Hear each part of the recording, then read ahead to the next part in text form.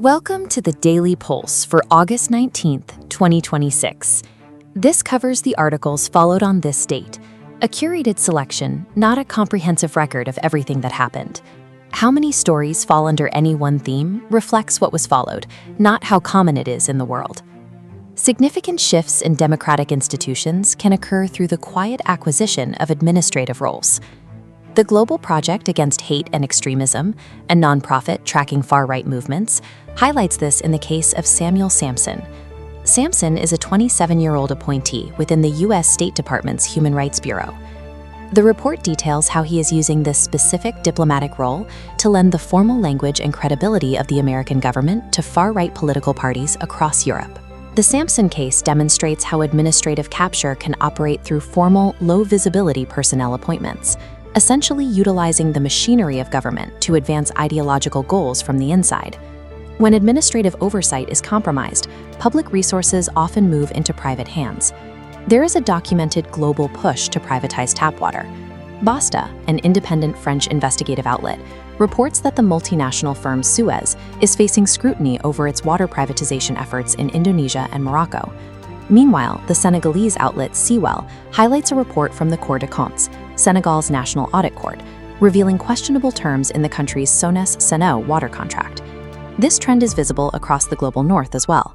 More Perfect Union, a nonprofit newsroom focused on economic issues, reports that several U.S. states are actively helping corporations privatize municipal water systems. These consequences are being formally reviewed by the German Parliamentary Research Service, which provides nonpartisan analysis to the Bundestag. This mechanism of privatization is also appearing in education. Coalition Education, a French civil society group, finds weak oversight of private schools across Francophone Africa. In Peru, the Observatorio de la Educación Peruana traces a period of massive growth and deregulation in private schooling. In the U.S., EdSource, a news outlet focused on California education, reports on a task force urging stronger auditing to curb fraud in charter schools. As these systems transition to private control, gaps in basic public services are emerging. The Arizona Center for Economic Progress reports a loss of $600 million in SNAP benefits for residents. ACA signups, which tracks health insurance data, notes rising 2027 rates in Tennessee, all while reports indicate growing stress on Treasury debt. Alternative governance models are attempting to fill these gaps. In New York, local organizers cite Zoran Mamdani's free babysitting program as a concrete example of public goods delivery operating outside of standard corporate contracted models. When utilities and education are moved into the private sector, it creates a void in basic survival needs. This process shifts public dependency away from state institutions and toward private interests.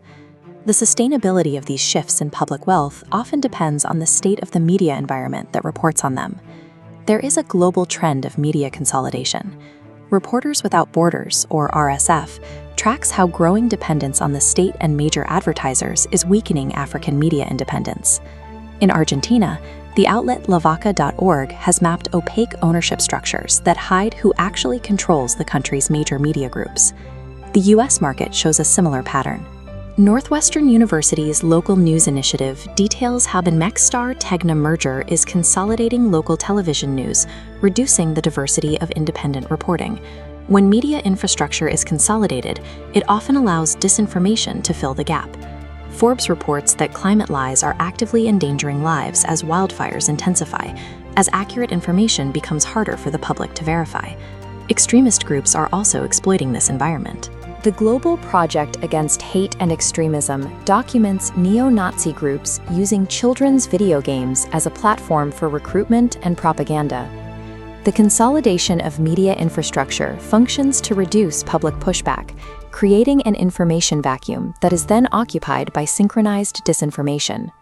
This shift is supported by a record surge in dark money following weakened U.S. disclosure rules.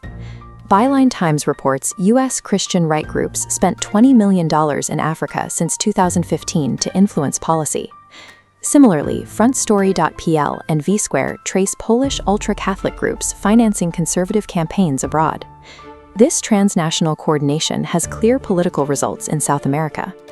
Cyper Chile maps the network behind an evangelical political surge, while Religión y Poder identifies distinct campaign financing patterns for the evangelical voting bloc in Brazil.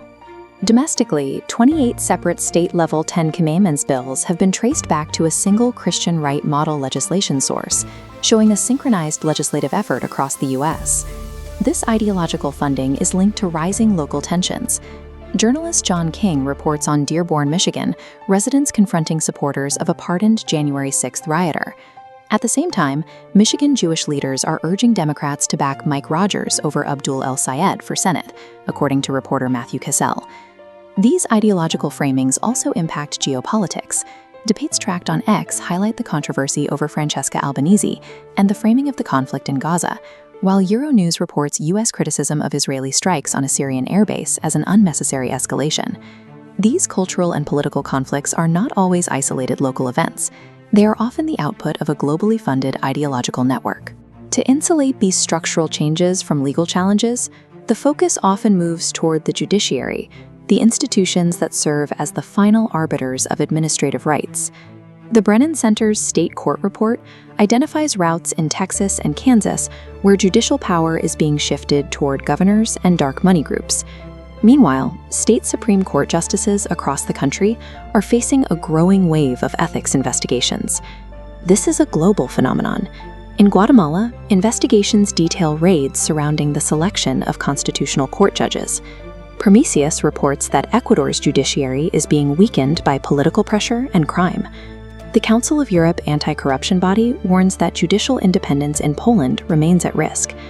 Election administration faces similar pressure. Democracy Docket reports the DOJ is 0 for 23 in court cases and is sending 1,000 monitors to the polls.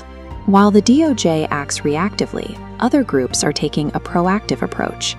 A Koch-funded Atlas Network think tank has begun training election judges, establishing influence at the level of ballot administration. By securing the courts and the administration of elections, political actors can ensure that the privatization of public goods and media control remain legally protected. Viktor Orban's Hungary provides the most comprehensive example of how these disconnected levers are used together in a single system. An analysis on Verfassing's blog details how Hungary used a foundation-based university takeover to capture education. Simultaneously, the European Journalism Observatory reports on the Kesma playbook, which allowed the government to achieve total media capture. The Hungarian model shows that public goods, media, and the courts are not separate issues. They are interlocking components of a strategy to reshape democratic governance from within. The future of democratic resistance likely depends on whether it can adapt to address these low-visibility structural nodes, like water boards and local courts, or if it continues to focus solely on high-profile national elections. When the institutions that administer daily life are captured from the inside out, can a democracy be saved simply by voting? You can find links to all the source articles for today's stories in the video description.